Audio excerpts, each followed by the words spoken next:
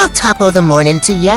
I'm Liam the Leprechaun, and I've got a wee secret to share. ZJZDesigns.com has just unveiled their brand new St. Patrick's Day apparel. Featuring yours truly, of course. From cheeky tees to lucky prints, these designs are brimming with charm and plenty of gold. Whether you're heading to a parade or just feeling the Irish spirit, you look grand in these threads. So what are you waiting for? Skip the rainbow and head straight to ZJZDesigns.com.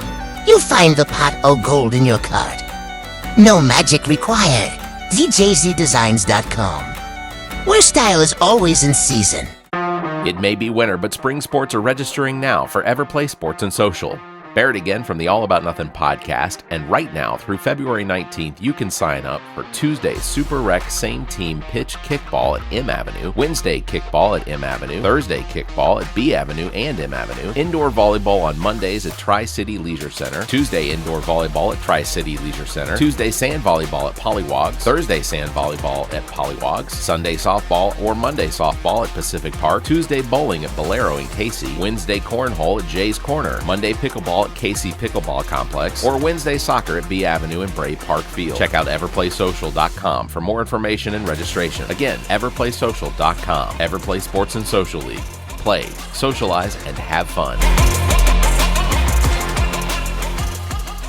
The All About Nothing podcast may have language and content that isn't appropriate for some. Listener discretion is advised. Welcome, Nothingers, to another episode of the All About Nothing podcast. This is episode number 242, and if you're suffering from any of the exploding paper straws between January 1st and 2021 and September 19th of 2024, please email the show at theallaboutnothing.com, as we'd like to get you booked on the show to talk about your experience in recovery, as well possibly sign you up for a civil lawsuit. Executive order by Donald Trump today backed out the paper straw regulations and to bring back marine choking plastic straws, because nothing says fun like floating tortoises in the ocean. I am Barrett Gruber. This is Zach King. Welcome, Zach. Hi, Barrett. It would be a problem if we had floating tortoises. So let's not cover it up for him. This is a pure blanket hate for turtles. Yeah, specifically sea turtles. And or any other straw-sized nostril turtle. Marine. Yeah.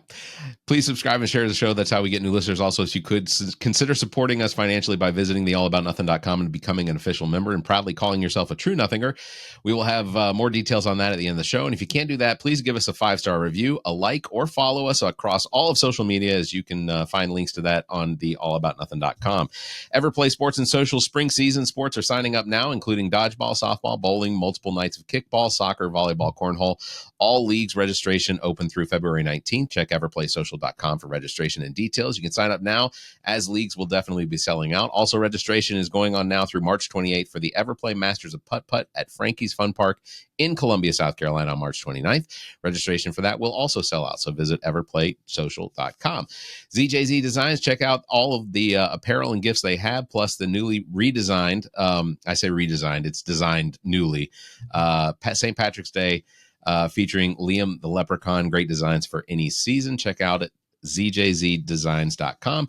Not related to the elf. Yeah, no, that's true. Not related to striking resemblance. Yeah, very close. March 1st and 2nd, Wilmington Convention Center in Wilmington, North Carolina is the second Coastal Comic Con. Check out coastalcomiccon.com for tickets and details. Vendors, artists, voiceover artists, including TV and movie actors. Ross Marquand is going to be there. Sam Witwer, Matthew Wood, Matthew Watterson, Cal Dodd, Caitlin Robrock. Go check out coastalcomiccon.com, or you can follow Coastal Comic Con on Instagram and Facebook. All right. I look forward to bothering Sam Witwer again and Matthew Watterson. I want to see if Ross Marquand travels around with that mallet, that spiky mallet thing that he has for that he had to wear during The Walking Dead. Or he's like a Red Skull. Yeah, Red Skull from Endgame. Yeah. You know, it's all very exciting. All right. Our guests this week are CEO Ashley Darling and CTO Chris Jones of the Neptune app. Welcome, Ashley and Chris. Welcome. Hi. Y'all. Thank you for being here with us. We're very excited. I took a chance and sent a message to Ashley while she was doing one of her lives. I think you were putting on makeup, and probably. I was like, "There's no way she's going to see this." So But she did, and I stood out somehow enough to be seen, because I don't know how you put on makeup while you're responding to people on lives, because the comments that come flying past, like, I did not put us on TikTok tonight because of the comments that come through are so incredibly distracting. So Ashley and Chris, just to give a little bit of a description, if you don't know, I don't know how, but basically the Neptune app is an emerging social media platform designed to prioritize, and you all correct me if I'm wrong, designed to prioritize creators and their content. It aims to offer a community-first approach with features like customizable content feeds and ghost metrics, which allow users to focus on their art without the distraction of traditional engagement metrics. Does that sound right? Yeah, that sounds Oh, right. okay. Thank you very much, ChatGPT. I pulled all of that from there. That's so great. I feel famous. Like ChatGPT knows who we are. Gemini, you're letting me down. So, Ashley, I want to start with you. How did this go from idea to reality? Like, what was the spark moment that you were like, this is what we have to do? I mean, it's funny that you bring up watching me do my makeup on a live stream. That's what I've done for years and years. I've been a content creator for almost 20 years. I don't look like it. Yes, thank you. But I've been a content creator for a long time, and I was always on the cutting edge of doing as many things as I could on social media, right? Like I lied about my college education so I could get on Facebook. I was one of the first users to utilize the live feature when it came out on Facebook. I was all over Instagram because I had iOS and I got to download it first. And so I've always been sort of out there doing content creation. I did influencing for several years, did brand deals, and developed quite a large following between 2018 and 2021 when I decided to step away from that career and I pivoted to consulting, as so many do.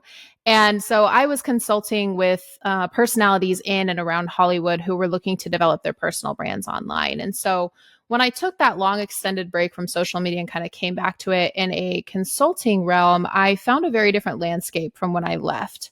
And what I was seeing a lot of chatter going around was that, you know, creators in the BIPOC, queer, and disabled communities were having their content suppressed. Their stuff wasn't getting seen as much. They didn't feel like they had creative freedom to talk about the things that were affecting them. A lot of people with disabilities actually get their videos taken down when they go to talk about some of the things that they struggle with, because these moderation platforms decide that it's upsetting, right? They kind of err on the side of, oh, people don't want to hear about your struggles. We're going to take that down. And so it's really incredibly invalidating for so many creators. And so as any entrepreneur, you know, there has to be a better way. So it was either I go to TikTok or Meta, work my way up the ranks, you know, fight from within, bust the glass ceilings, or I could create my own damn thing. And so I decided to do the latter because I didn't have enough corporate experience to get that high in TikTok and Instagram. And I was like, you know what? I'm just going to put this out there. So I literally had this idea for this social media platform where creators could feel really, truly expressed, where their profile was truly an expression of who they are. And the ghost metrics was just a way of moving that number that everybody kind of just makes a snap judgment about when they go to someone's profile. And it's just a psychological thing. Like, we're not assholes about it. Like, that's just the way our brain works. Like, we go to someone's profile and we're like, oh, they have 50,000 followers. Oh, they must be worth a follow. And we kind of assign more value to them. So by taking that metric and moving it further down the page, or allowing the creator to remove it completely, there would be a lack of bias there, and people could go and just be judged based on how they wanted to show up on social media, their content, their profile theme, you know, their profile banner pictures. And so I had this like idea in my head, and I was like, I'm just going to put this on Threads because, you know, what else are you going to do with a giant idea you have no idea what to do with? I'm not a tech person. I'm not a Silicon Valley girl. Chris had to teach me how to say Silicon Valley properly because I was saying it silicone. And he was like, no, girl, like you have to say it silicon. And I was like, okay, so now I can say it properly. Okay, this is how far removed from tech I am. Silicone, I know. Silicon, not so much. So I literally put this out on Threads and I was like, guys, I have this idea for an app. Do I know any developers? And I had, you know, the typical creepy old guys reach out to me and be like, yeah, totally. What do you want to trade for, honey? And I was like, no, thank you. No. But then I had Chris, and Chris was like, I'm intrigued. Do you want to talk about this? And I was like, here's my idea. Brrr, and like walls of text just back and forth, me and Chris. And we were like, this Chris was sounds never cool. Yeah.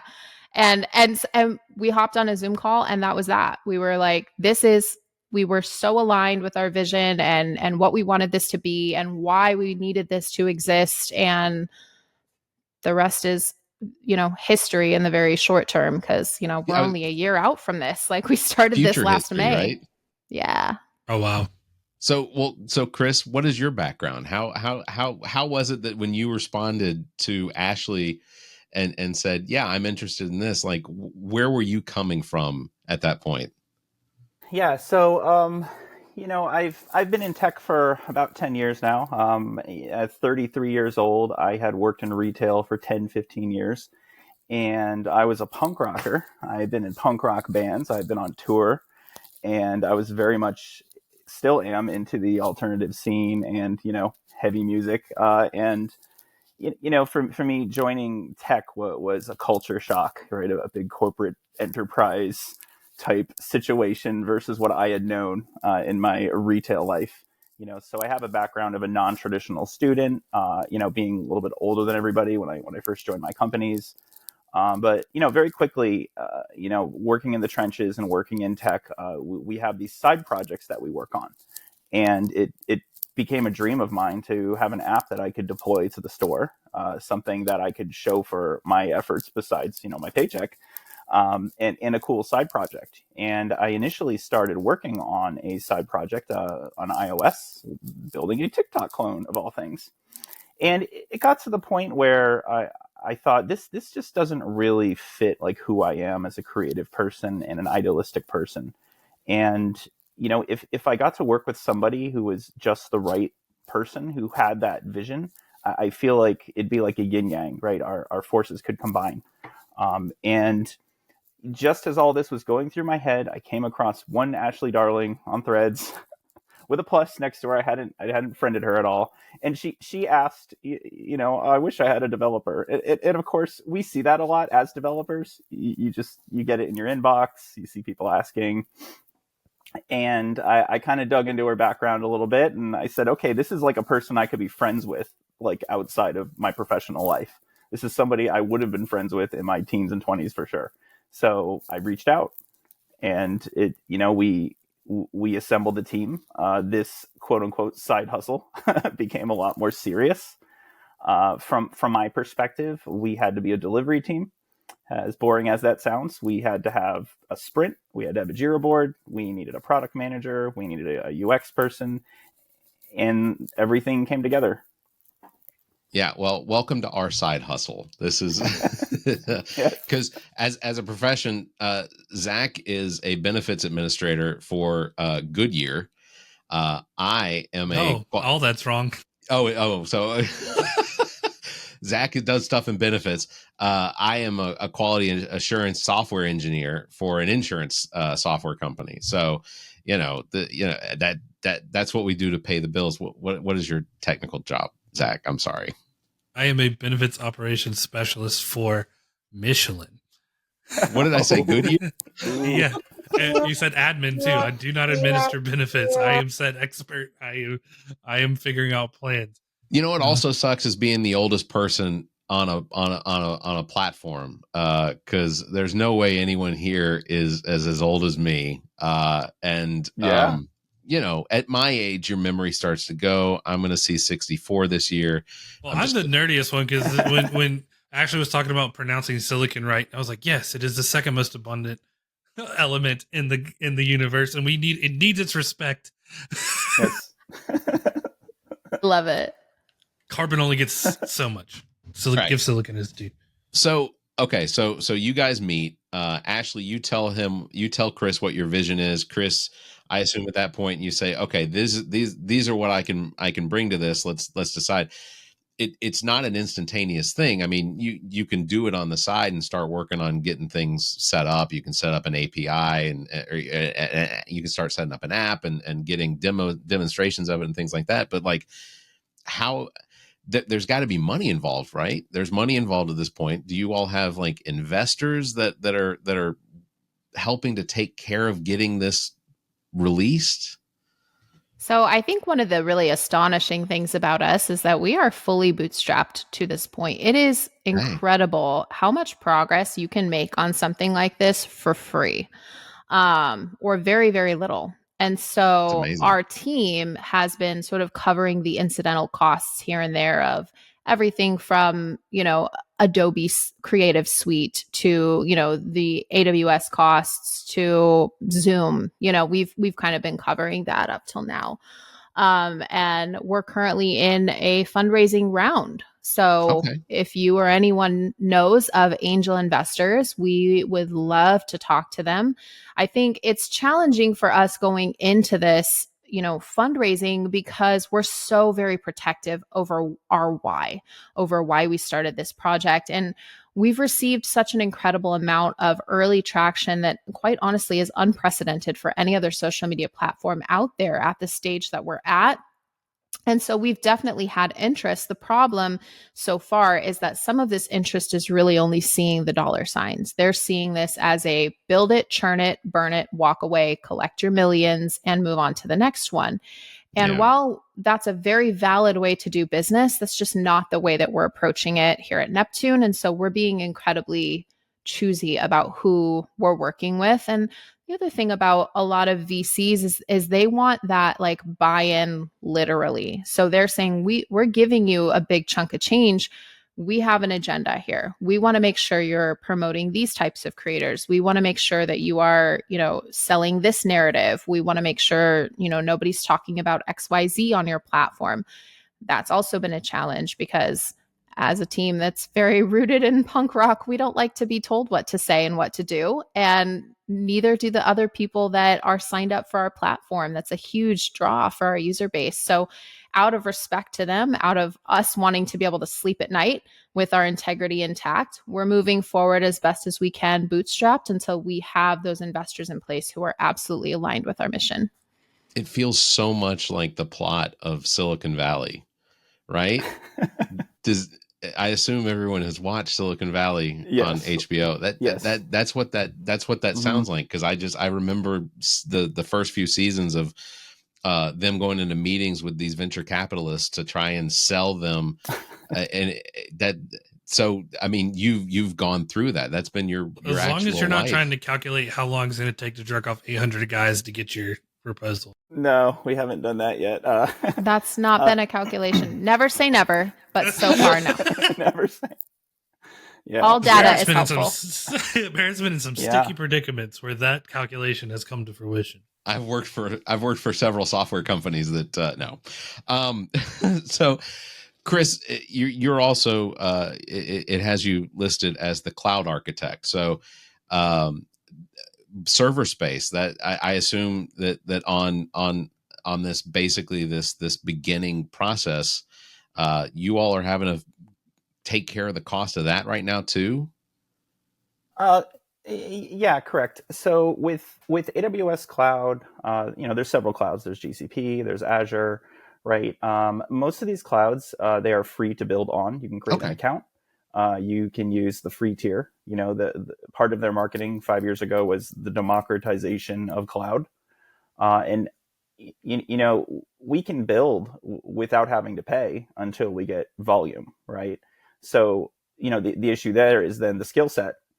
And I wouldn't be surprised if more teams like ours pop up where, just, I want to say regular people from around the country where we work from home. We can get together and start a business very similar to starting a small business together.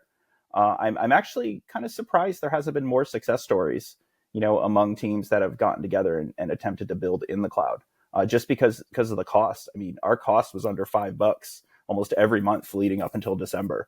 And the only reason it went higher is because our domain got hit so much during our rise there. But, you do have to have some expertise, as far as your developers, building out and having, I would say the developers are the most expensive parts of any of these projects.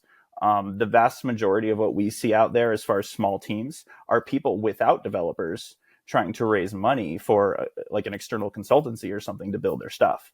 Right. And so, I think that we are fortunate that we have a team of developers that are dedicated, towards this. And that idealism you heard, earlier, that's something that we all share, that energizes us to go forward. Neptune, just based purely on all of the feedback that I see in Discord, and also, by the way, you've got some amazing moderators and administrators on Discord who are just the friendliest people. Yeah. I'll see 6 of them just get on chat and a voice and video chat, and I jumped in at one point just say hey to them, and absolutely some of the most friendly people I think I've ever met, and no reason to be nice to me. They don't know who I am, but just how many beta users do you all have currently testing the app for you? Chris, I don't know the final head count. So.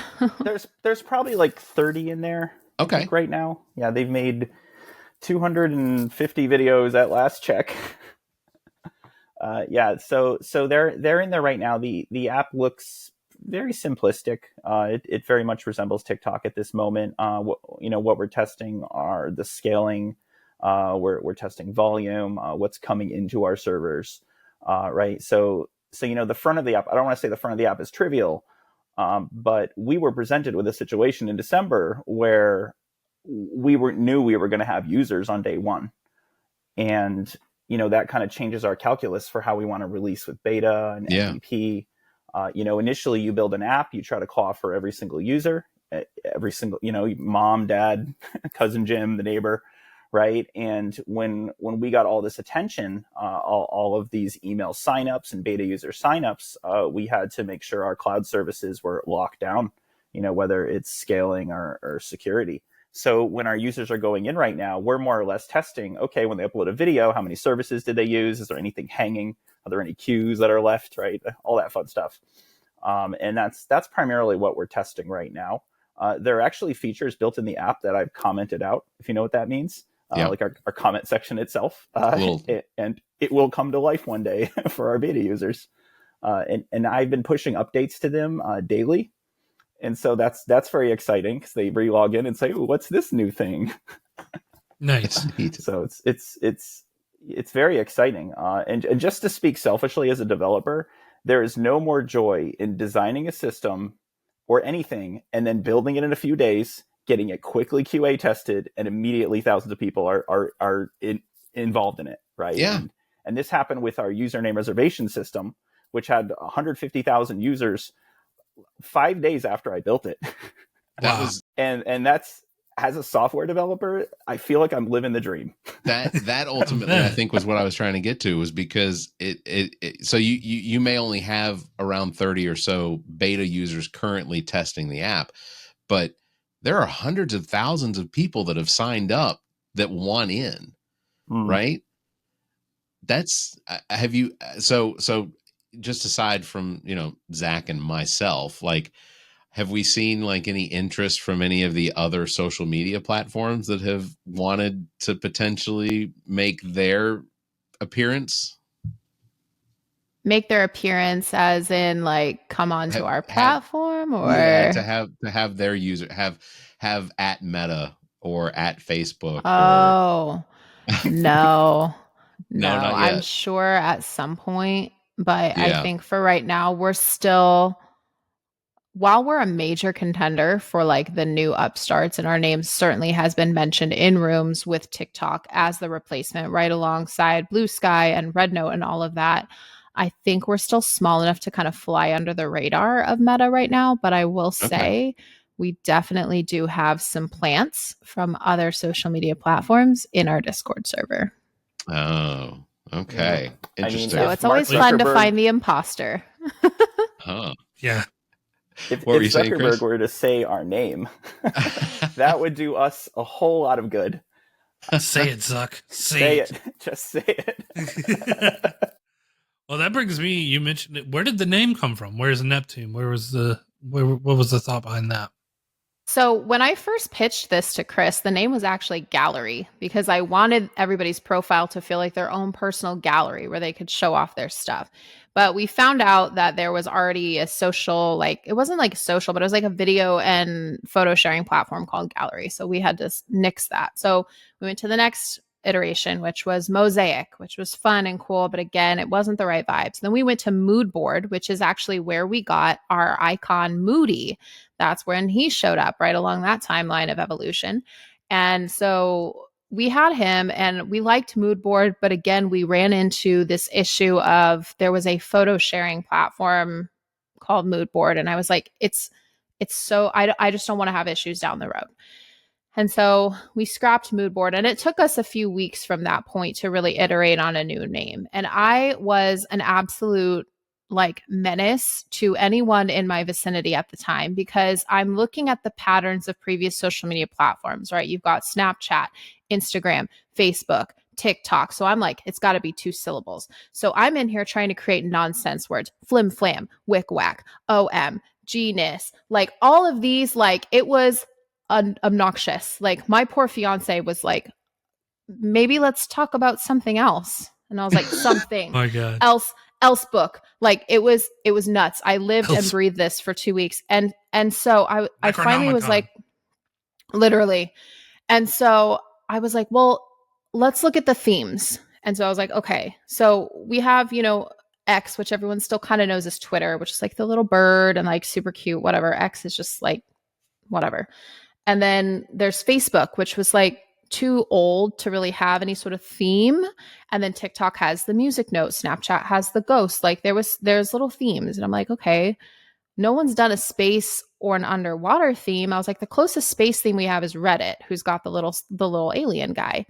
But no one's really kind of themed it out.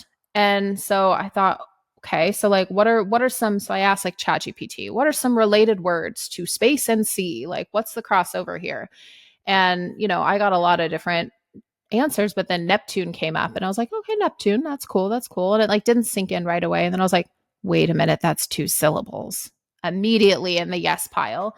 So then I kind of like let it roll around for a few days and I like brought it to the team and I was like, what about Neptune? What do you guys think about this? And they were like, yeah, no, like we vibe with it. And like, it happens to be my favorite planet anyway.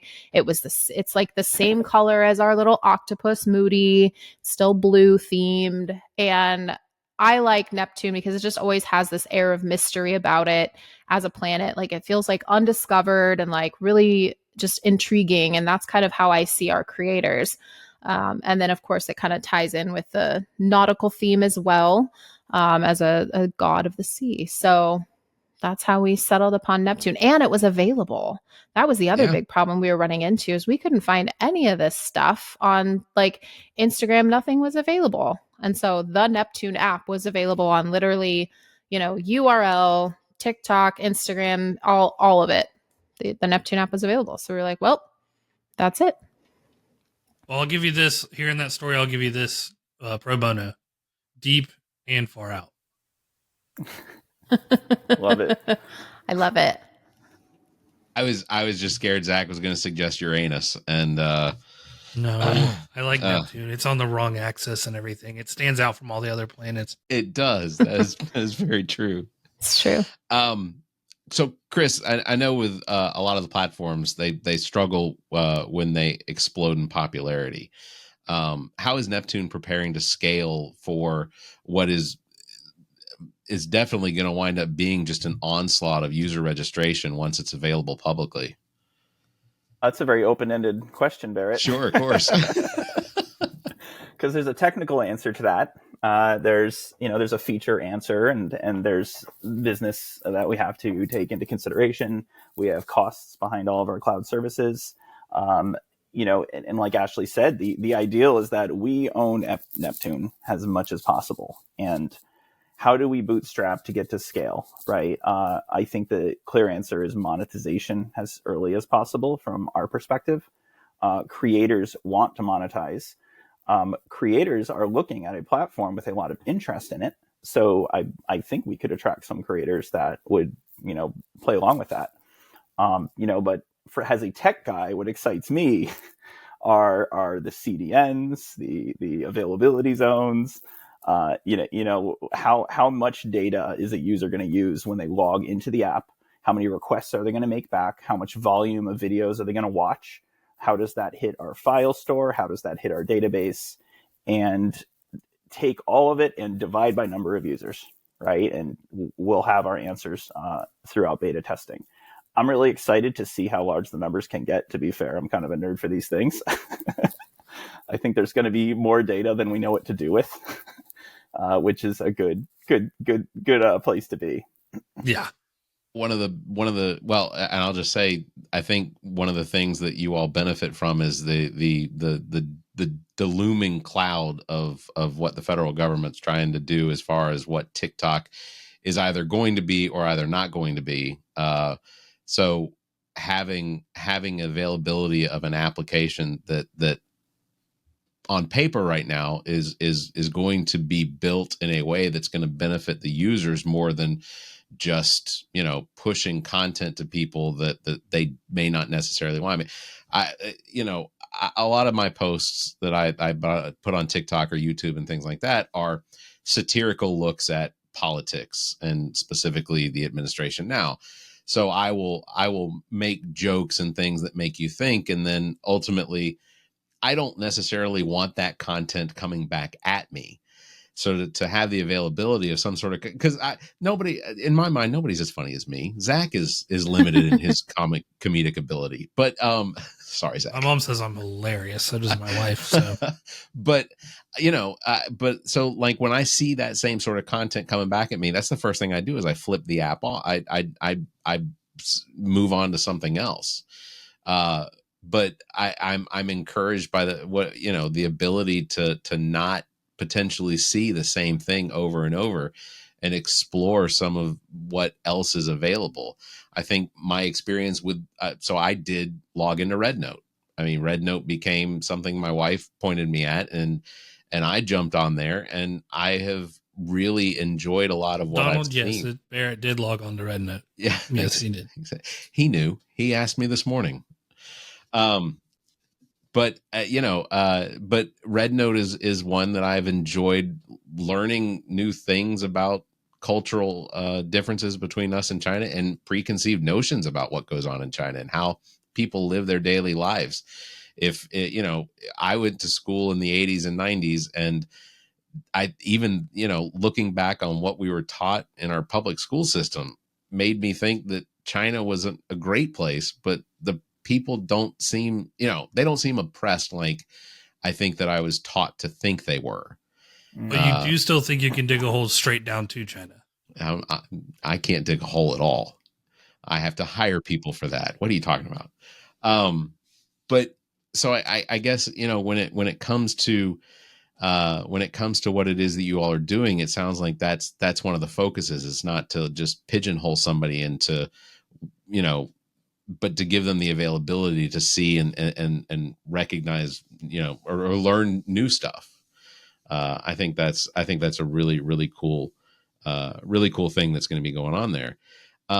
Ashley, our show sort of thrives on questioning the status quo.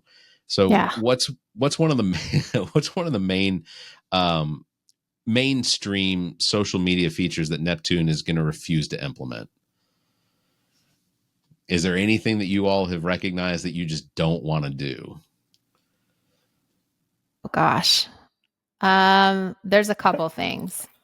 I think the first one is like AI powered fact checking. Okay.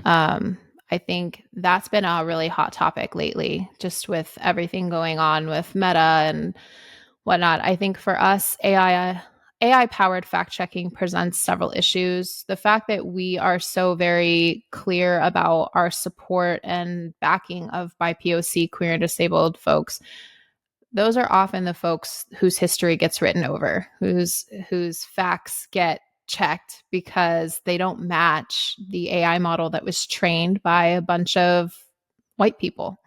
And I think that's been something that a lot of people have said, well, you're going to have fact checking. Now, granted, we will allow people to report misinformation because certainly we don't want people spreading harmful misinformation. That's going to be very clearly spelled out in our guidelines, but we're not implementing AI fact checking. So I think that's probably the first one. The next one which I don't know if you guys are even really familiar with this side of social media, is live stream agencies. So live stream agencies really have kind of, I guess we could say, risen to power in the last couple years as live stream, particularly on TikTok, has gotten more mainstream, and more people are live streaming. And essentially, it's these agencies that pay their creators to go live, knowing their creators will get gifts. But each creator has a quota for how many hours a day they have to be live. And oftentimes these agencies tend to be very exploitive. I've definitely seen some evidence that some of them can be fronts for human trafficking. And Wow. it just digs us into a hole that I don't want to be a part of. So we're not going to be collaborating with agencies. I know TikTok has carved out a really specific piece of their back end to enable these agencies to do what they do. That's not something we're going to be doing. Yeah. And from our perspective on our podcast, so we don't really meet the criteria of what an agency wants. We did our podcast did join an agency only because it gave us the ability to go live quicker without the number of followers. But we don't get a lot of gifts because we got a rose one time. We were like, "Ooh, yeah." So I think we have 3 cents banked in our TikTok. And I think it's mostly because a lot of the stuff that we get, people are not going to gift us when we give our opinions on politics and such. But that does totally make sense as far as like, I had no idea that was some of the stuff that was going on with agencies as far as like, and now that I think on it, some of the content that I scroll past, it's almost like it's the QVC home shopping network. And it's not necessarily people just wanting to have conversations or talk about things all the time. It's somebody selling something, or it's somebody just dancing, I guess. Those auto insurance ones get me now, where like they'll lead you on for like a minute and you're just like, well, he's gonna buy this guy AirPods and he's gonna take him, like, why is this person fall? And then they're like, let me show you one more thing after I gave you $5,000 in these for your AirPod Maxes. Yeah. Yep. They're like, Yeah. if you got onto this app and we can get you the best car insurance, you're like, Jesus, I just watched this whole thing for like That was a waste of my time. Yeah. Do you know, I had no idea that was an auto insurance commercial. I didn't either. I had Dude, it's no at the end they idea. get you. No, You're they just like, make you wait till the end before they do their big like reveal, and then you're like, damn, Yeah. I just wasted minutes of my life watching this, and now, yeah. Thankfully, I got off that side of TikTok pretty quickly, but like that was wild. I think, okay, so I thought of one more thing that's like, people have been really excited that we're not participating in the status quo here, is we do not allow parent managed accounts for children on the platform. Okay. This is social media for grownups. We're 17 plus.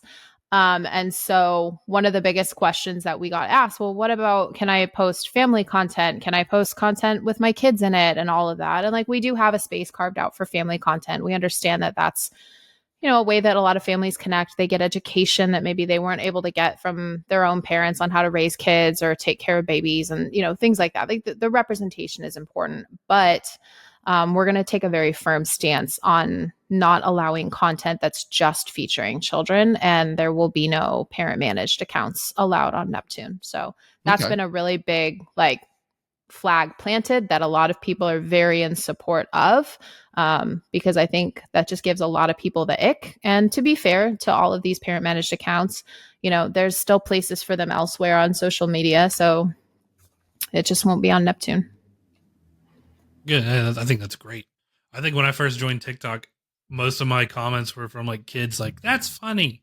And I'm like, what the hell? Like, what are children doing? Like, even Shouldn't with the content you be I in posted, bed? This is a school night. What is this? Like, yeah. No, I think that's fantastic. These are the same kids that used to just slaughter me in Call of Duty. Just, I feel like that's a certainty. Still do. I know privacy is one of the big things that a lot of people talk about, like with TikTok, this national security threat that they think China poses. is there going to be anything that you all, I guess, is there any attention to how privacy is going to be handled with the Neptune app? Chris, do you want to take this one? I mean, yeah, I can speak on a technical level. One of my hard fast rules is that all the data remains in house. So if we have a virtual cloud, a VPC, it stays behind us. So any integrations we would perform with a third party, we would prefer that they deploy inside of us, where we have complete ownership of it. Looking at like Cambridge Analytica with what happened with Facebook.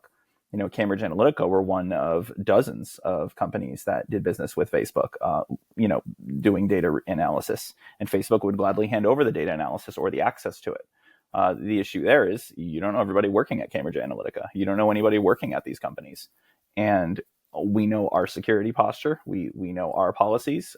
And I'd much rather, consider solutions that are internal to us rather than working with a third party facing company that wants to suck our data out through a hose, do whatever they want. And in our data, I think of it, my email's in there too. What do I want to have happen to my email? What do I want to have happen to my data? So treating it that way, it feels very personal. And everything you type into your messages, everything you post, these companies own it. They can see it. They can go in the database. There you are. And they're choosing who to expose that information to. So, I've been very mindful about that. Yeah. Yeah. And so that I guess people understand, if it sounded technical, what Chris is talking about is how in some apps that you use, you potentially click on something that then goes to another app, or it automatically shifts data to another app that would potentially automatically fill in like a form or something for you to sign up for something, that sort of thing. We APIs and such. And the only reason I know that is because I work for a software company where we are now testing a new API for, right, which is going to be a complete waste of time. But sorry. Yeah. I do have a hard line, and it feels like the right thing, and it doesn't feel terribly difficult. I don't feel like I'm encumbering upon a third party that want to work with us. So it just feels like the right thing to do. It's something I would hope any company that I'm working with would also think of their users that way. Yeah.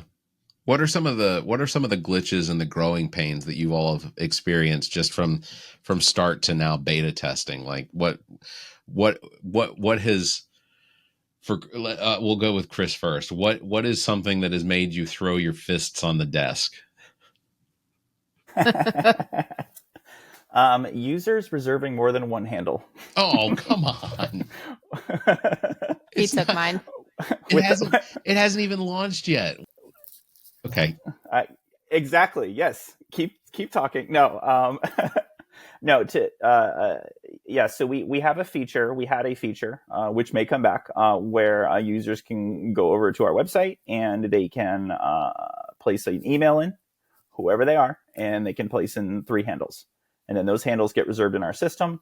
The system checks if a handle's already reserved, it rejects you, right? Fair enough. We had hundreds of thousands of people do this in a very short period of time. And it's led us to understand, how do we construct an account? What is the concept of an account? And how can you have 3 handles? And if you block somebody who has 3 handles, do you block that one handle, or do you block all the handles they own? Do you block all future handles they're ever going to make?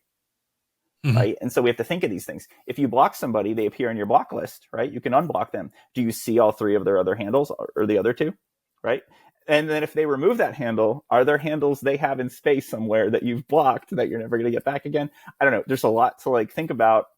And to be fair, it drew a ton of traffic to our site, and it brought a lot of attention to us. People were posting using green screen filters. They were posting on social media. Look at my handle I got. And those videos were going viral. So I will concede that it was a good idea from the marketing business standpoint, but technically it was a little bit of a nightmare. Yeah. Yeah, I can imagine. We all know how it is to fight over a gamer tag. That's one of those weird things. Like my handle is just my name, but having I worked in radio and television for years before I even had to go get a real job. And so like you know, when I was on the radio, I had a nickname, but everybody knew me by my name. So to have a handle that's different from just my name, it to me that feels odd. Like if I want to be recognized for anything, I'd prefer it not to be, you know, tippity top man 14. Did you reserve DJ Fuzzy Nuts? I did not deserve. See, and I don't think I deserve that. You know, so Zach's uncle was on the show because he has a band in North Carolina, and they asked him to come up with a nickname for me, and he called me DJ Fuzzy Nuts. You know, it was one Solid. night. He didn't. The band's name is even better. It's Your Mama's New Boyfriend. Yeah. Oh, that's not bad. I mean, that's fine. Ashley, what if Chris didn't already take your answer? What's something that has made you just completely aggravated and throw your hands in the air? Oh my gosh. Well, what day of the week? No, so as the CEO, right, my job is like the very wise crow that like flies over the whole thing. So like there's things in different departments where I'm just like, like it freaks me out over these things. I think one of the biggest though was kind of what Chris said in terms of people reserving their user handles. And from my perspective, it was a fantastic marketing technique. Absolutely great. We, like Chris said, we got a ton of traction. The problem was that a lot of these users don't know how to spell things, or they were like screwing around and they're like, yeah, hi. They would send an email to support and they'd say, I accidentally reserved the username fart. Can I change it? Because I don't actually want that. I was just testing to see if it worked. Are you kidding me? I reserved my sister's username. How do I undo that? Are you joking me? I accidentally put .corn instead of .com. Okay, let's spell check things next time. Like what people are typing with their elbows. That was what made me want to slam my head on the desk, because while this was a great success, like we also had thousands of emails in our support going, I need you to change the spelling on this. That was not great success. That was annoying. And ultimately, it was just taking our dev team away from doing what they had to do to get us to beta, because they were spending so much time going into the database, changing fart to whatever this other person wanted.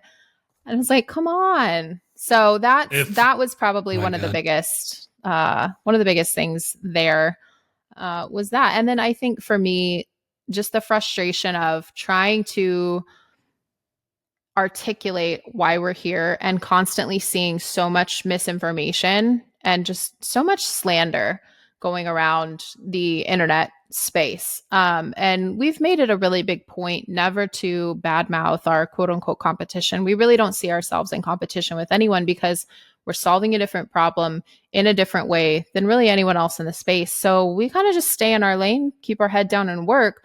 We do have a lot of other social media platforms, a lot of the other upstart ones just like us, who are coming onto the scene and saying, oh, these Neptune people, and have you heard, and da da da. Like that's fine, but can't you do your marketing without having to tear somebody else down? And so that to me is frustrating, because that to me shows a lack of creativity in your marketing department. Like you can't think of anything else good to say about yourself, that you have to go tear other people down.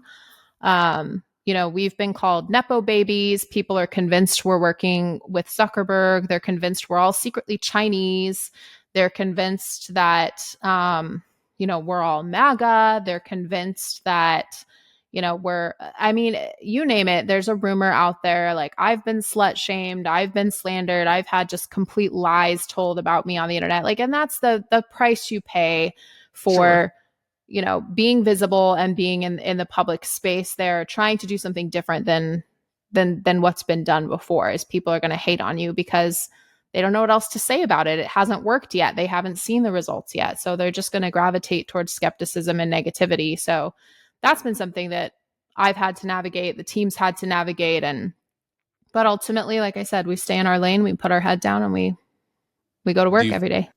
Do you feel like your time earlier as an influencer, prepared you a little bit better for that potential negativity? Yeah, definitely. I think I didn't experience it to the level that we're experiencing it now. But I definitely went through that. Back when I was an influencer, I got really big on TikTok, and it was awesome. It was a really fun ride, and I had built my entire platform based off of this like original character I had come up with for Mafia TikTok, and it was really fun. And my audience and I had a great time playing around with that. And I went through some personal stuff. I wound up getting a divorce, and they just leveled me. I had smear campaigns going on. I had, and it didn't matter what the reason was. It didn't matter who I was, didn't matter what I was doing. It gives people something to talk about. And ultimately that was one of the reasons I walked away from that career as an influencer, was because I was like, I don't want this pressure. I don't want to be this. I don't want to do this. And so I buckled and I walked away, and I regret that. Like I think everything's a lesson learned. I carry very few regrets with me, but walking away and deleting that platform is a big one for me. But I think, like one of those little video game characters, like I go through and I collect all the things, and I have all the tools now in my arsenal to like come at this final boss of like launching Neptune, and having this onslaught of people who are like, are you really sure? Like, this seems irrelevant. Like, why does it matter that you're a woman? Why does it matter that you're queer? Why does it matter that you're doing this? Like, nobody needs this. Nobody wants this. I mean, like all day, it's just chatter, but it allows me to like tune most of that out. And just continue moving forward. And there are times like I'm literally just a girl. There are times when it really truly hurts my feelings. And I've had a moment on team calls where Chris has, done like, hey, let's do a mental health check-in. Where's everybody at?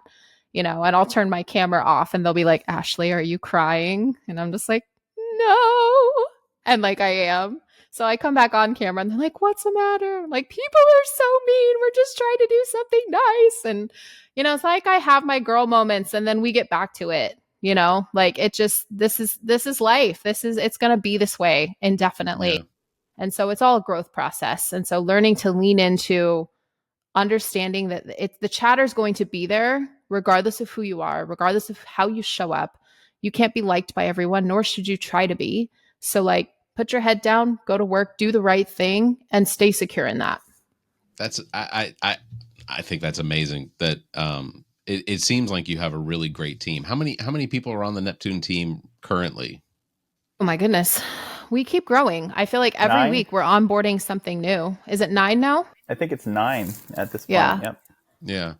Because I come from an environment where as far as like and Chris probably recognizes some of this, but when you work for a software company, one of the things that you're constantly struggling with as a lead or a manager, I'm constantly having to keep the borders, having to make sure to maintain roles and responsibilities to keep other groups, other departments from coming in and trying to take advantage of the experience that somebody on my team has, or pulling them out to do something else, and having to set up boundaries that are constantly just, someone's always trying to rip them down, but also just come into the defense of my team, because we do quality assurance software testing, and if something gets missed, it's not necessarily because we missed something. It's because somebody in the business side of it didn't write the requirements the way they needed to be written in order to make sure that there wasn't a gap for that sort of thing. But I think what you guys are doing is really cool. I really look forward to being able to log on one day and start creating content for people to see, because I think that we're worth being seen, and I think the Neptune app is one that we're excited about, being in at the beginning process. So Barrett's awesome at posting videos and stuff, and I'm still in shock about how many followers he's gotten us so far. And he's like, "Man, you should get on there and just make a quick video." And I'm like, "Dude, I can't. I don't even." I loved making funny videos. I'm one of those ones who would do like the repeat mouth stuff. That was fun. Or reenact Super Troopers with a pickle. That was fun. Before all this, my videos got like tens of views. and now I actually withdraw a little bit because I'm a little more careful of what I say because people cling to things, and it's one thing to get into a little argument online. It's another when there's like these 20 people say something about you, these 20 people say something, and there's this group of people that have gelled around us that I'm starting to adore, though, and I do think that part is important as well. Is that there's this kind of cast of characters that are kind of, they pop up regularly in the comments or wherever, and they're like, you guys suck, but then there's these people we've actually met that like the Neptune news guy, right? He makes these videos. Paul Bradley. He makes these videos. He's just he understands our enthusiasm, and it's awesome what he does. And there's like random comedians that make really funny videos. There's even some like anime. I don't know what they're doing. I'm not in that space, but I see their videos like promoting Moody, like on adventures. We have in the Discord, there's a selfie section. There's thousands and thousands of people that are posting selfies of who we're going to be, who we are. And on Neptune, we have an artwork competition. There's artwork of Moody where it looks like some of them are like in crayon and some of them are really, really like exquisite nice. Pieces. So it's like when you have a community, you're going to have this kind of, this gelling of all these different people. And where I was going with this in that Ashley has been here before. So when I was younger, I was in a punk band. We played to dozens of people and we would go to the mall and pass out flyers. Come to the show, come to the show, come to the show, right? And you would do this for weeks leading up to the show. And your flyer was like Weekly World News, like cutouts with like the cereal box, right? And like the serial killer words, right? Come to the show, $5. Right. And so I think of those days like promoting my band. And I do feel like being in this group here does feel like a band. We spent 6 months building this out and with that expectation of having to fight for people. Right. And then we have videos that go viral in December. I call it our Pearl Harbor Day. And we have this Pearl Harbor Day, and suddenly I have 99 plus notifications. Literally, like I refresh and there's 99 more. Refresh and there's 99 more. I'm like, what is happening? And Ashley has been a very good help with how I can handle that, Sure. and going live and just, not responding to people that are saying ridiculous things. However, if it gets so ridiculous, we will definitely respond to it. Yeah, we've gotten spicy on some of our live streams before. Just like there's some people that'll push your buttons long enough that you're just like, you know what? Yeah. Truth Social's that way. Get out of here. Yeah. Mine exactly. is a little girl named, I assume it's a girl named Lily, who shows up on when I go live on like a Saturday morning just to talk about politics or whatever, or try and convince people just be nice to each other. It doesn't cost you anything to just suck it up and be friendly. I have this one person that shows up every time, and I refuse to block whoever that individual is because part of it's entertainment. And that's one of the things that I live by is everything between birth and death is just entertainment. As long as it's not negatively impacting somebody, knowingly trying to harm someone, it's just entertainment. But if it is negatively impacting somebody, then I'll fucking stand right up and step in front of them because I disenfranchise communities, especially after President Trump was elected. That was one of the things that I got more messages and contacts from people like that I know locally here in Columbia, South Carolina, purely just out of fear of what's going to happen now that being trans, they don't feel like human beings anymore because they've been completely marginalized outside of society by the one person in the country who gets to be our leader. So, that's, I think, and Zach can probably acknowledge the same thing, that's one of the things that we will always do is defend the people that need to be defended. So, you don't have to get it, but you definitely don't have a right to be a dick about it. Yeah. Stretch of the imagination. So we'll always stand up for those people who are, like Bear said, disenfranchised, not on the what people call normal side of things. Whatever. You're not them. They're not you. They get a voice. I'm the fucking least normal person I've ever known in my entire life. So, top that. So, I feel that. well, Yeah, it's so this. I would just say that this era, right now, what a time to be a creative, an artist, a punk rocker with something to say, especially politically. Unfortunately, we have to learn lessons as a society, and committing acts such as Donald Trump, or those are things that we may have to go through together.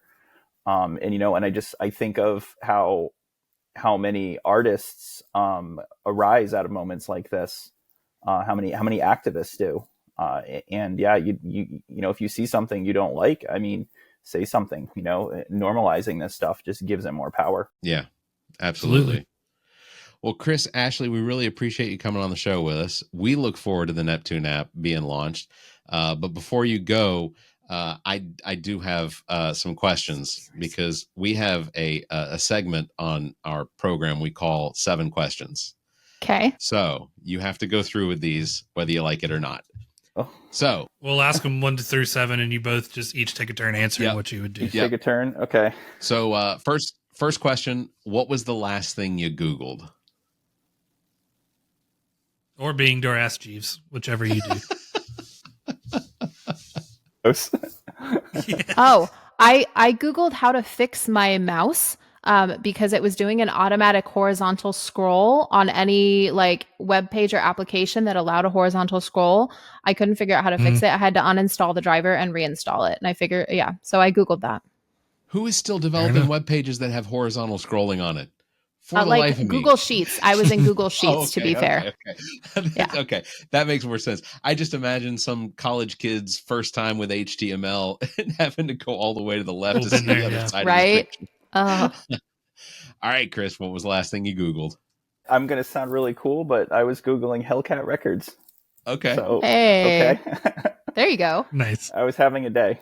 All right. Second question. If you could have one superpower, what would it be?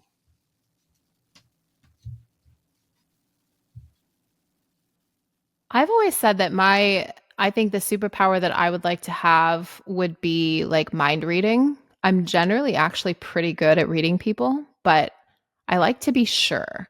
It causes me a lot of anxiety sometimes. Like I'm autistic and ADHD, so like reading people is very important to me, and it's hard for me to do sometimes. So I think mind reading would probably be the one. See, and I'm unfortunately one of those people that, so I've never been tested as autistic, ADHD, anything like that, but I'm one of those people that recognizes people. I'm a highly acute to observations about behavior, so I can almost tell what somebody is either thinking or what their action is going to be purely based on what I've observed, which ultimately then my superpower is I can make those people cry very quickly. So, Chris, what's your superpower? I don't know if I can follow that. You can be like me. I just want to fly. So this is my superpower. Okay, don't judge me for it. However, I would love the ability to sleep on command and stay asleep. I feel like any kind of personal suffering I go through in life is exacerbated by being tired that day.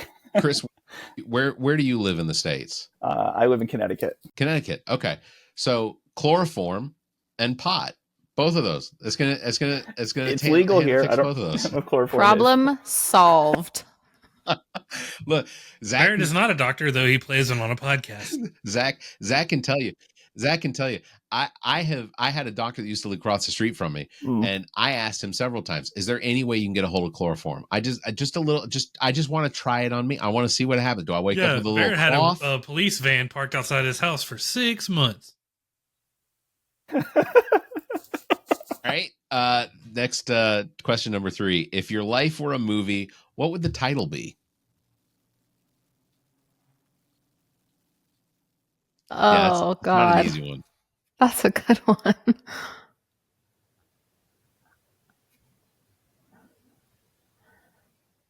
Oh my gosh, I don't know. Because I feel like now I'm trying to look at my life through the lens of like different people, right? Okay.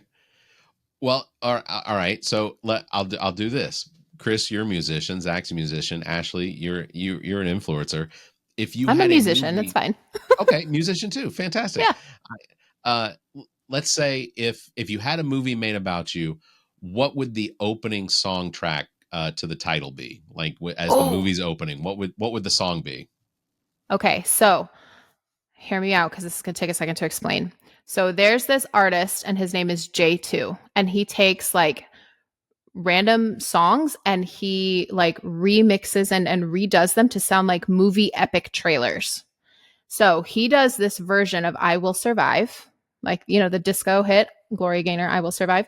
He does this like movie trailer style version of I Will Survive. Gives me chills every time. So it would be that one. I'll have to look that up. I think I've heard of him, and I'd like J2, look him up. Yeah. Like if you need to hype yourself up before going somewhere and be like, yeah, you roll up to the function, you're like, I'm the shit. You listen to J2 first, you're like, I'm ready. Power pose. Let's go. It's good stuff. Chris, what's your opening song title? You know, I think it would be Machine Head by Bush, or maybe Smells Like Teen Spirit. Sure. Okay. Zach, what would your I've never asked Zach this question. Oh God. It'd probably be Mothers of Men by Coheed and Cambria. Okay. All right. That's good. Mine would be Underground by Ben Folds 5. I don't know why that would be, that's what I wanted to open up with. I was really close to saying APT by Rose. My daughter listens to it all the time. It's in my brain. His 4-year-old daughter listens to it all the time. All right. Question number 4. If you could eat one food for the rest of your life, what would it be? Tiramisu. Oh, okay. It's easy. Salad with tomatoes, red wine vinegar, oil, and mozzarella cheese. Well, that sounds delicious. That sounds so good. Actually, I'm going to have salad for dinner now. Every day. Every day? You have that every day? Every day. I eat a salad every single day. Yeah. I love that for you, Chris. You know, yeah, good and good for you, Chris. Cola needs the roughage. We're gonna stay in touch. I feel like I need Chris as my my weight loss mentor now. If I email him like, hey, I'm thinking about having a Jamaican pastry, beef pastry with some sauce on top. No, yeah. Salad is a lazy meal. It's a lazy meal. You throw it all in a bowl and you just go and eat it. It is. All right, question number 5. What is your least favorite candy and why? Tootsie Rolls. They look like little turds and they don't taste good. No, what the hell? Yeah, I think I'm right there with you. That is almost literally what Zach has quoted about Tootsie Rolls before. It's the most worthless candy. You understand. I don't know who chooses those first. I've never met someone whose favorite candy is Tootsie Rolls. Yeah, you're just gonna chew on it for a while. You're not gonna be happy that you're in it once you start. You're unhappy when you unwrap it. Yeah, it's not. You get to the bowl and that's the only thing in there. You're like, oh no, I'm good. You're like, I wasn't hungry for candy. Nope. I think I lost 3 teeth chewing on this. It's fantastic. Yes. Crowns, they pop right off. Yep. Yeah. Oh, Junior Mints. They taste like toothpaste. Like I'm eating gobs of toothpaste. That's fair. It feels wrong to me. That's fair. My son comes home from work, like he works at Little Caesars. His the store that he works at is directly next to a grocery store. He'll come home with a box of Thin Mints. It's not open. It's just sitting on the counter. It's like, whose Thin Mints are these? He'll claim them, but I never see anybody eat them. So, you know, it's I will weird. eat all the mint flavored things. I ate toothpaste as a child religiously and graduated to Thin Mints and Junior Mints. All right. And then you can have my Junior Mints. Yeah. You can have mint chocolate chip ice cream is my favorite. Okay. I'm a minty girl. It's fine. No shame. Barrett, I picture you saying no one ever eats them, but the box is gone, and you just wake up with chocolate on your mouth. You're like, where did they go? That's my Did I brush my teeth? Yeah, my Mr. Hyde is apparently a really big fan of Thin Mints. All right. Excuse me. Question number 6. What is one strange or unusual talent that you have that no one knows? I can turn my tongue into like a 3-leaf clover. Okay. All right. I think we've had one other guest bring that up as their talent as well. I think we've had one other guest say that. Yeah. I can tie a cherry stem into a knot with my tongue. Nice. I used to be able to do that. Mhm. You give me and my dementiated mouth enough time. I'll get that done. I'm really good at this. By the way. Look. There you go. Chris, put your thumb back together. Oh my God. I'm that guy at the kids for the elementary school. I'm like, hey kid, Pulling the thing. quarter out of someone's ear. Don't spend this all in one place, kiddo. If I tried to tie like a cherry stem with my tongue, I would just be like in the corner of a room looking like Sling Blade. Like, yeah, you're like. I can blow air out of one of my eye sockets. It's you can, and it's fucking disgusting. How is that you want to hear it? possible? You want to It hear whistles. it? Here, listen. Yeah. Oh, That's coming. Yeah, it's coming out. It's I've seen it in person. It's disgusting. It's not oh super my comfortable. gosh. Somebody asked me, how'd you find out you could do that? I sneezed and ultimately Oh my something gosh. popped. My eyeballs fell out. But it's like, He's just "Gee, like a what the-" pug. He's just like a pug. He's like, hold on, guys. I gotta. Fantastic. I was like, my Barry, you ever gosh. shot milk out of it? He's like, no, this is as far as I go. I was like, I got the snake, Because Oh, yeah. I used to spaghetti watch. noodle. I used to watch David Letterman. He had stupid human pet tricks, and that was one of the things that somebody came on there and did. Is they squirted milk out of their eye socket, and when I figured out I could do the air thing, I was like, there is no way I'm ever going to cross that line. Listen, I won't even not a try a chance. neti pot. I'll be stuffed up before No, I me even either. my nose. I will Really? suffer. I will suffer. Absolutely not. I love a good sinus cleansing. It's you know. You want to drown until you're ready to not drown? See, and that's another thing. Exactly. I think that my unusual talent. I think I could be waterboarded without any without any issue. I'd never We'll get put it to the anything. test. Out of the- Patreon goal. Let's go. That's right, Patreon goal. Zach gets to waterboard Wow. Barrett. Barrett thinks he can take it. His children will be the ones waterboarding. Go ahead. Get the carafe. Yes. All right, last question. If you could have dinner with any three people, dead or alive, who would it be? I would love to have dinner with my founding team, with Chris and Annie and Nick. We actually haven't met in person yet. And it's one of those things we've been through so much together Yeah. over the last, almost a year now. And it started off just meetings once a week to kind of update each other on progress and dream and strategize. And now we're on Zoom with each other almost every single day. And so I would love to have dinner with them in person. We all have compared heights now. And so we're all prepared. Those who are shorter are prepared to see those who are. You guys got the taller ones today on your podcast. there's no So the shorter awkward- ones they're prepared. So then that way, when the giants show up to the table, they're not afraid. We don't want to There's scare no- the little ones. Yeah, there's You dress up like Gandalf and the Ranger, and they have to dress up with hobbits. Like when you first meet, and you're just like, there's no I awkward will waist hugs. 100% go as Aragorn. I literally, There you Lord of the Rings is my absolute favorite. Ashley, how Nice. tall are you? I'm 5'9", 5'9". Okay, that's but I'm above usually average height. I'm usually in heels, so I'm usually about 6 foot. Okay. nice. All right, Chris. I'm assuming you're somewhere in the 6 foot, 6'2". Good night. Yeah. I'm 6 foot 5'11", 6 foot if I wear shoes. My wife is flat footed 5'11", so we're like It's awesome. usually the.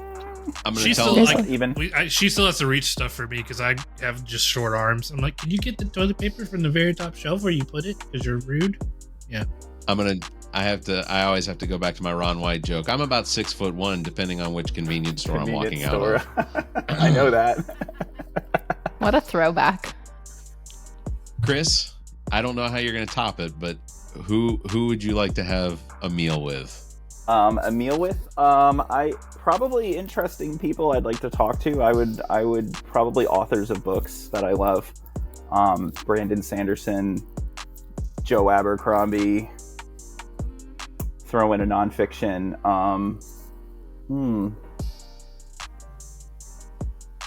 Mary Roach. Yeah, Okay, she's fair cool. enough.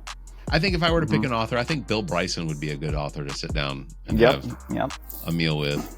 I would have liked to sit with Christopher Hitchens. That would have been a cool one. Outside Yeah. of like keep your Muslim ideas to yourself, but I like Douglas everything Adams. else. Douglas Adams would have been a good one. I'd Yep. enjoyed a meal with Douglas Adams. That would have been cool. Well, Stephen Ashley, King. There, one day, Stephen one of our King. guests will say you and me. It will yeah, happen. yeah, Oh, yeah. is that what you're doing? You're digging? We Prize get wheel. both of our mothers on, and they still will be like anybody else but you two. Guys. Certainly not Zach, if that's what you're leading into. No. Well, maybe in their Barrett defense- if I'm desperate, but never Zach. If in our parents' defense, though, they have eaten around us before, and me 40 years of experience, Zach at You're least like 30 Major something. Payne. Yeah, I just feel like probably Zach's mom's tired of cutting his steak for him. Like I think she just needs a break. Cutting it, she started chewing it for me. Yeah. Like a little That's bird. mom of the year. That's mom of the year. Please get her You know- something nice this year, Zach. on that bombshell, I think we're gonna wrap it up. I want to thank Chris Jones, CTO and Architect Cloud, for the Neptune app, as well Ashley, CEO of the Neptune app. Very excited for what you guys are doing, and very Absolutely. much look forward to getting the log on and actually start posting content to it, so that if we make you guys a little money, that's our goal. That's what we'd like to do. Awesome. Thank you. This was very fun. much. That's going Thank to you, do it for guys. episode number 242. Links to all of our past episodes, podcast platform, merchandise, social media, and all available at our website, theallaboutnothing.com. And if you think our financial model of giving away free content and entertainment is silly and you're in the giving mood, why not become an official Nothinger and support the show? Members get early access to this episode as well as exclusive content. Visit theallaboutnothing.com and click on the support link near the top of the page. You can subscribe monthly at a varying level of membership tiers, or click on the tips link and give us a one-time donation. If you'd like to join the conversation, you can call and leave us a message, 803-672-0533. You can email the show at theallaboutnothing.com, or you can join our Discord server. The links are all available on our website.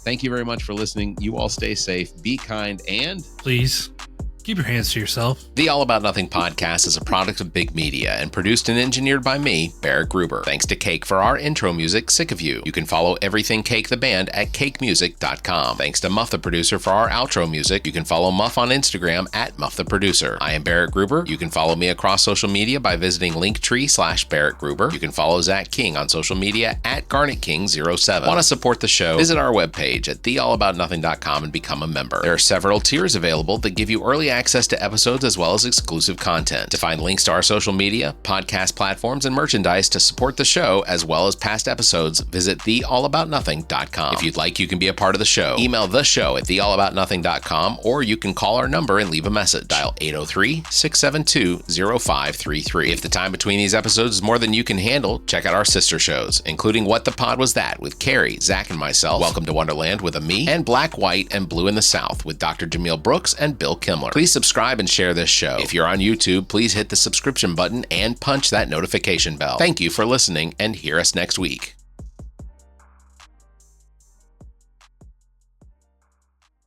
The following is a product of Big Media LLC. Copyright 2025. All rights reserved. I'll top of the morning to ya.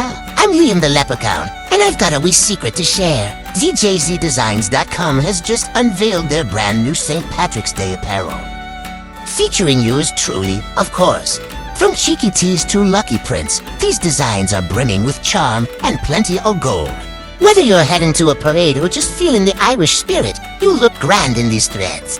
So what are you waiting for? Skip the rainbow and head straight to ZJZDesigns.com. You'll find the pot of gold in your cart.